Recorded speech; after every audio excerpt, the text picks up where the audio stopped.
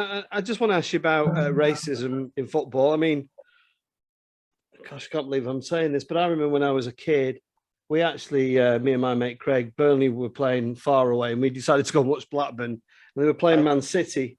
And I'm sure you remember, I think it was Alex Williams, the goalkeeper. Yes, I do. I know Alex very well, yes.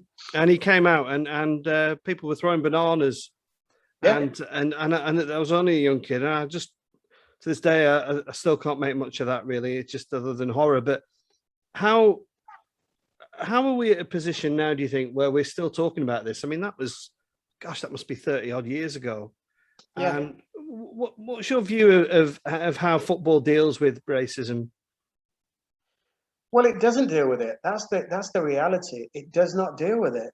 And I've been a victim of that. You know, bananas being thrown, the monkey chants, and all kinds of things that, you know, even off the pitch, you know. So the football doesn't deal with it at all, but because football wants to be led, but unfortunately for football, it's a leader, because if it's allowed to happen in that sort of atmosphere and environment, then it gives people carte blanche for it to happen outside that environment. So the way the authorities are dealing with it is pretty, I think, lame. Firstly, you have organizations like the PFA, whose sole job is the welfare of the players. And you have the FA, whose sole job it is to retain the integrity of the game. So those two organizations collectively just do not seem to be finding a solution. And for me, the solution is really, really simple. I love the game. I absolutely love the game. And if somebody said to me that you could never, ever go and watch a live game again or have any part in any sort of football whatsoever, that would be like pulling out my lungs, right?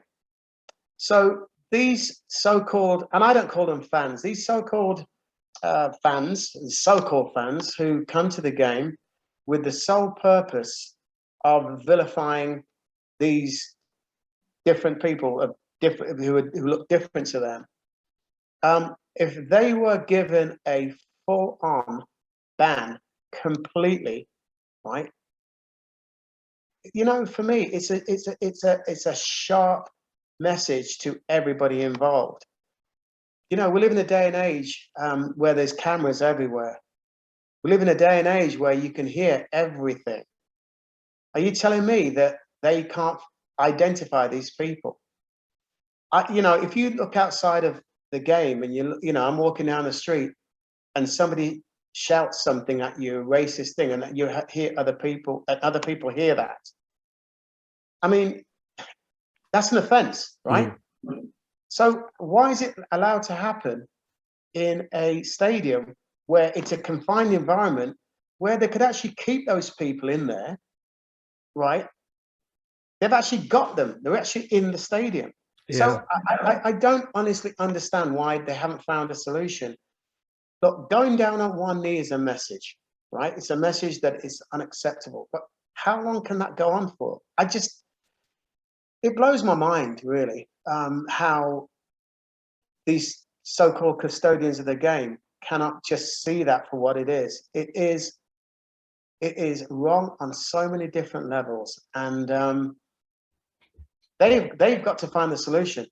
And you know, when the teams eventually, and they will at some point, or walk off the pitch, they will walk off the pitch and they'll say, "No, not in my game. My teammate is not going to be subjected to that."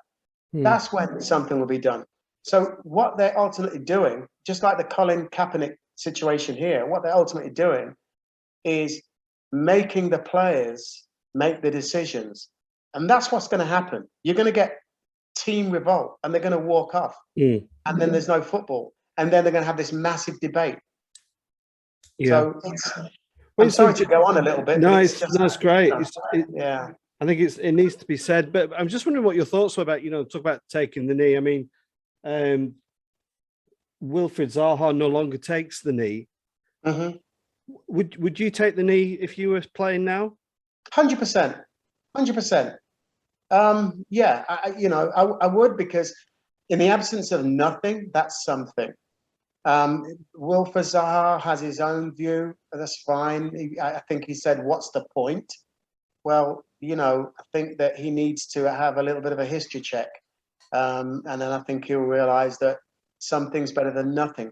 You've got to keep it in the mind's eye, because when we thought it went away in the 90s, remember, it was the all-seater stadiums. We all thought that it would, and it did, go away for a little while, but it's still here, and it's worse now because people know that it does affect the whole environment. They can get recognized, and the stuff on social media, it's horrendous. So it's not just in the game, it's social media as well. So yes, I would. In a word, I would. Yes, I'd take a knee, and I'd probably go to other levels as well.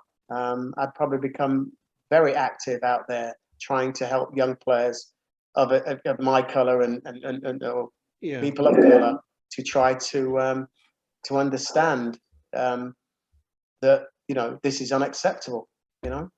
Winston, I sit on the inclusion advisory panel at Burnley, which is not as grand as it sounds at all. And under the previous administration, the policy was being, you talked about kind of kicking them out. I think the policy generally has been, well, we'll kick them out for a while and we'll try and educate them. Do you think there's value in that, or do you think it's kind of one strike and you're out kind of thing, or do you think? I'm just trying to, I don't want to go too deep on this, but maybe it's necessary, but the demographic of the town and some of the people that live within it, and thinking about the area where I live, that can be very challenging, and not just about race relations, about everything, about social standing and everything. What's your take on that? Do you stick by, if you make a racist remark, that's it? Or is it you make a racist remark, well, you're going to be out for a while and I'm going to educate you until I feel you're at a place in time where you're actually you've learned, and you've kind of retribution has been served and you're now welcome back into Turf Moor. What's your view? Well, my view is that yes, it should be a lifetime ban, right? And there has to be extraordinary circumstances, or that person or that group of people have to do extraordinary things to earn the right to actually become integrated into that football world again. And when I say extraordinary, I mean extraordinary. They have to go on to some form of it is an educational thing, because if you look at the amount of, okay, if we just take Burnley as an example, if you look at the amount of black players that play for Burnley, I lived in Padiham, right, just on the edge of Padiham, and I purchased a small terraced house on a nice street. The only time I ever had anything that was remotely racist was when I left. And I think that was more to do, to be honest with you, more to the fact that I left Burnley, to be honest, more than the racism thing. I think just people were angry that I left. But, I never, ever suffered any kind of racial discrimination. And at the time, I had Roger Eli there, John Francis there. I remember Junior Bent came for a while. I'm trying to think of other black players. We had a big centre half, if I'm not mistaken. Anyway, that's as far as my memory goes. I mean, obviously, John and Roger were big players there. We never had a major conversation about racism at Burnley, playing for Burnley. Yes, I was the only one that lived in the town, and I knew a lot of the local people. What I would say is this, is that racism exists, but I conducted myself in the way that people knew that in football terms, I wanted the same as them. In life terms, I also wanted the same as them. Nobody was inferior enough for me to talk to. I didn't feel intimidated by so-called superior people. I treated people exactly the same you know, at whatever level. It didn't matter. And so, you know, in my way, I wanted people to know who weren't introduced to Black people on a regular basis that I was just a regular guy who just happened to have a fantastic job that they paid to watch me do. Now, you know, I think I was humble in that respect. And but that was kind of my personality.